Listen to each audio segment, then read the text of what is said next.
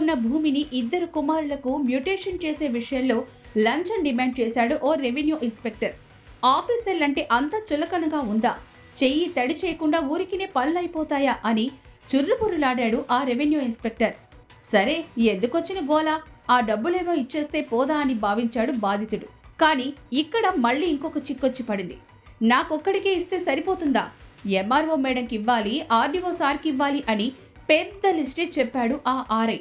ఇక ఈ టార్చర్ భరించలేక ఏసీబీని ఆశ్రయించాడు బాధితుడు. రంగంలోకి దిగిన ఏసీబీ అధికారులు ఆర్ఐ తిక్క కుదిర్చారు. మాది సిల్పూర్ మండలు, సిల్పూర్ విలేజ్. నా పేరు ఆవుల లింగయ్య. మా నాయన బుచ్చయ్య. 9 నెలలు మా నాయన చనిపోయి.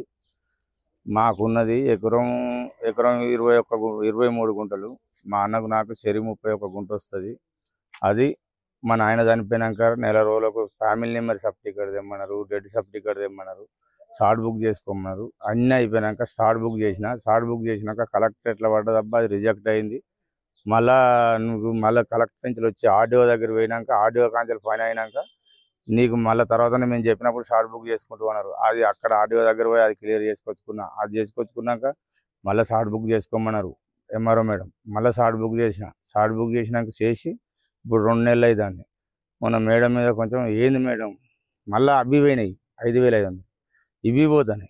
ఏంది మేడం ఇట్లా మీరు ఇంతగానో వీళ్ళు ఏం పని చేస్తాను మీరు? రైతు కంటే ఎక్కువ మీకు ముఖ్యమైనది ఏమున్నది? మా పనులు ఏం చేయాలనగానే మేడం మీద కొంచెం సీరియస్ కాగానే ఆయన పిలిచి ఆయన చాలా రోజులు వెయిట్ చేసిండు. పోయి అది ఎంక్వైరీ చేసుకొని అని ఆర్ఐని ఎంక్వైరీ చేసుకొని పక్క పంటలో పంచనామా రాసుకోమన్నాడు. పంచనామా రాసుకొని వచ్చి నువ్వు పంచనామా మాకు ఇస్తే సంతకం పెట్టి కలగా ఆర్డీఓ వారికి పంపుతా, అది వచ్చినాక మీకు తొందరగా అవుతుందిలే అని ఆయన చెప్పాడు. ఆడి బాయ్ కాడికి వచ్చినాక ఏమన్నాడు, ఒక ఆఫీసర్ విలువ తెలియదు నీకు, ఒత్తలేవు అనేది తెలుసు, నువ్వు మేడం ముందర లొల్లిపెట్టి బాగా ఇది చేస్తాను, నువ్వు ఆఫీసర్ విలువ తెలియదు అంటే ఏంటి సార్ చెప్పండి సార్, విలువ అంటే నాకు తెలియకనే మరి నేను ఈ మాట మీకు ఇన్ని రోజులు అవుతాను, మరి అదేదో చెప్తే ఎప్పుడో పని అయిపోవు కదా, 9 నెలల కంచెలు నేను తిరుగుడు అయిపోతాను ఆయన. అప్పుడు నేను లేను కానీ అంటే ఆయన మధ్యలో వచ్చినావు, మరి నువ్వు వచ్చిన కంచెలు కూడా పని అవుతలేదు అని ఇట్లా అన్నాక నాకు 15,000 రూపాయలు అవుతాయి, నేను నచ్చితేనే ఇస్తేనే పని అవుతుంది, నాకు అయ్యేది 5,500 అయితే షార్ట్ బుక్ అవుతుంది, దానికంటే ఎక్కువ మించి అడిగితే నేను ఏం చేస్తా సార్ అంటే లేదు నువ్వు ఆఫీస్కి రా, పైలు పట్టుకొని వస్తేనే పని అవుతుంది అని చెప్పిండు. పని అవుతుంది అని చెప్పినాక సరే వచ్చినాక 4,000 రూపాయలు పట్టుకొని వచ్చిన. మొన్న 18వ తారీఖు 4,000 రూపాయలు ఇచ్చిన అడ్వాన్స్గా. 4,000 ఇచ్చినాక నువ్వు అడిగిన పైసలు ఇస్తాయిగా, నేను తిరగలేనుగా, నాతో వశం కాదు, నువ్వు అడిగిన పైసలు ఇస్తా, నాకు పని చేసి పెట్టాను. లేదు మేడంకే ఉంటుంది, నువ్వు మళ్ళీ మేడంకి ఇచ్చుకోవాలి, ఈ 15,000 నాకు ఇచ్చాను. మరి మేడంకి ఎంత అవుతుంది సార్ అన్న? మేడం 20,000 అవుతుంది. మరి మేడం 20,000 అయినాక ఇంకేమైనా ఉన్నాయా మరి ఏంది అని అంటే ఆర్డీఓకి 20,000 అవుతుంది. ఇక అన్ని కలిపితే ఎన్ని అవుతున్నాయి సార్ అన్న? 45,000 అవుతున్నాయి. 45,000 రూపాయలు నేను కట్టేదో మీ సేవలో 5,500, మీకు 45,000 ఎందుకు ఇవ్వాలి సార్ అని అన్న. అలా చెయ్యకు, నేను ఇవ్వను ఎవరంటాను, నిమ్మలంగా అయినాడు అవుతుంది, ఇవ్వకు నువ్వు.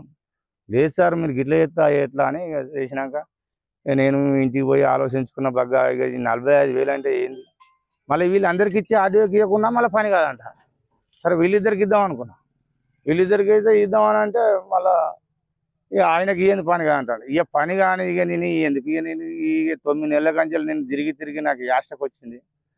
ఇక నా వశం కాక ఇక ఒక మా పిల్లలు ఒకరు ఉంటే మరి ఎట్లా గిట్ట అంటారంటే నేను అమ్మ వాళ్ళని ఏదైనా వాళ్ళకు పట్టిస్తేనే అయిపోతుంది, కానీ ఈ ఆఫీసులో మొత్తం చెత్తకుండా అయిపోయింది. మెమ్మారం మేడం కంచెలు మొదలు పెడితే కింద పత్రాలు సూచించే పనుల దాకా డిమాండే పైసలు, ఎక్కడ అర్రలో కొని రూపాయలు చేయజాపడే. ఇంత లంచగొండ ఎవరైనా తయారైందని నేను ఈరోజు ఈ డిసిషన్ తీసుకొని నేను ఏసీపీ గారుగా కలవాల్సి వచ్చింది. వాళ్ళ సహకారంతో నేను వీళ్ళని పట్టించిన. ఇంటికాడ రోజు మండల ఆఫీస్ తిరుగుతాను అని బాయికాడ పని అంతా పోతుంది, వడ్లని నాన్నయ్యి, నా వ్యవస్థ అంతా ఖరాబ్ అయింది ఈ భూమి కోసం. నేను ఇప్పుడు నా బిడ్డ పెళ్లి చేయాలి, ఇది అయితే నేను మార్టిగేజ్ చేసి లోన్ తెచ్చుకుంటే కొంత ఆసర వస్తుందని మేడం దండం పెట్టి కూడా చెప్పిన మేడానికి. మేడం కూడా ఆయనను కాంప్రమైజ్ చేసుకొని తీసుకుపోవాలి, కానీ మా దాకా ఒక ఫిర్యాదు కొత్తనామని మేడం అన్నది. ఇవన్నీ భరించలేక ఇక నేను ఈ తోవ పట్టిన.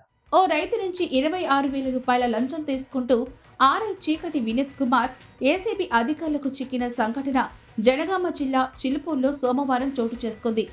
ఏసీబీ డీఎస్పీ సాంబయ్య తెలిపిన వివరాల ప్రకారం చిలుపూరుకు చెందిన ఆవుల బుచ్చయ్య గత ఏడాది ఆగస్టులో మృతి చెందాడు. ఆయన పేరిట ఉన్న 1 ఎకరం 23 గుంటల భూమిని తమ పేరిట మార్చుకునేందుకు ఆయన కుమారులు రాజయ్య, లింగయ్యలు ఫిబ్రవరిలో స్లాట్ బుక్ చేసుకున్నారు. ఈ మేరకు ఈ నెల 17న రెవెన్యూ ఇన్స్పెక్టర్ వినీత్ కుమార్ సదరు భూమిని పరిశీలించారు. దీనిపై తహసీల్దార్కు నివేదిక ఇచ్చేందుకు 35,000 ఇవ్వాలని డిమాండ్ చేశారు. 30,000 ఇచ్చేలా ఒప్పందం కుదుర్చుకున్న రాజయ్య, లింగయ్యలు గతంలో ఆర్ఐకి 4,000 ఇచ్చారు. అనంతరం వారు ఈ నెల 19న ఏసీబీ అధికారులను కలిసి విషయాన్ని వివరించారు. ఏసీబీ అధికారుల సూచన ప్రకారం సోమవారం లింగయ్య ఆర్ఐకి 26,000 రూపాయలు ఇస్తూ ఉండగా రెడ్ హ్యాండెడ్గా పట్టేసుకున్నారు. ఆర్ఐ విధుల్లో చేరిన 6 నెలల్లోనే ఏసీబీ అధికారులకు చిక్కడం గమనార్హం. వినీత్ కుమార్ను మంగళవారం ఏసీబీ కోర్టులో హాజరుపరచనున్నట్లు డీఎస్పీ సాంబయ్య వెల్లడించారు. చిల్పూర్ గ్రామానికి చెందిన ఒక ఫిర్యాదుదారు 19వ తారీఖు నాడు ఈ నెల వచ్చి ఒక దరఖాస్తు ఇవ్వడం జరిగింది. ఆ ఫిర్యాదు వివరాలు ఏంటంటే, అతను ఈ చిల్పూర్ గ్రామానికి చెందినవాడు. అతని తండ్రి గత సంవత్సరం ఆగస్టు మాసంలో చనిపోయాడు. వాళ్ళిద్దరు అన్నదమ్ములు. వాళ్ళ నాన్నగారి పేరు మీద ఎకరా 20 గుంటల స్థలం ఉంది.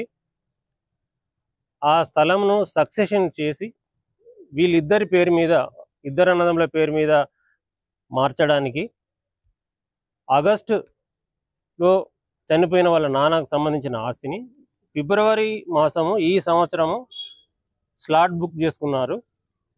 స్లాట్ బుక్ చేసుకున్న తర్వాత ఈ చెల్పూర్ తహసీల్ ఆఫీస్కు పలుమార్లు వచ్చి తహసీల్దార్కి తర్వాత ఆర్ఐ గారికి కలవడం జరిగింది. అయితే పలుమార్లు కలిసిన తర్వాత తహసీల్దార్ గారి ఆదేశాల మేరకు ఆర్ఐ గారు అయినటువంటి వినీత్ కుమార్ 17వ తారీఖు నాడు, ఈ నెల 17వ తారీఖు నాడు ఫీల్డ్ ఇన్స్పెక్షన్ చేసిండు. ఫీల్డ్ ఇన్స్పెక్షన్ చేసిన తర్వాత ఆ రిపోర్ట్ని తహసీల్దార్ గారి వద్దకు వచ్చి మళ్ళీ ఇక్కడి నుండి మళ్ళీ ఆర్డీఓ ఆఫీస్కు పంపడం కొరకు తనకు 35,000 రూపాయల లంచంగా డబ్బులు కావాలని చెప్పి డిమాండ్ చేసిండు. అటు డబ్బులు ఇచ్చి పని చేసుకోవడం ఇష్టం లేక హన్మకొండలో ఉన్న మా ఆఫీస్కి వచ్చి ఈ వినీత్ కుమార్ గారి మీద దరఖాస్తు చేయడం జరిగింది. అయితే ఈరోజు 21వ తారీఖు ఏప్రిల్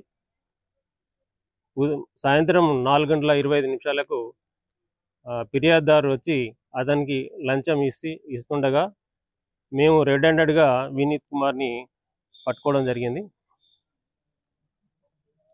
ఎవరైనా కూడా అందరికీ కూడా విన్నపం ఏంటంటే, మీ పని ఏ ప్రభుత్వ ఉద్యోగి చేయడానికైనా డబ్బులు డిమాండ్ చేస్తే మా టోల్ ఫ్రీ నంబర్ 1064కి కాల్ చేయాలని చెప్పి మనవి చేస్తున్నాము. అలాగే ఇప్పుడు ఇతన్ని మేము కస్టడీలోకి తీసుకున్నాము.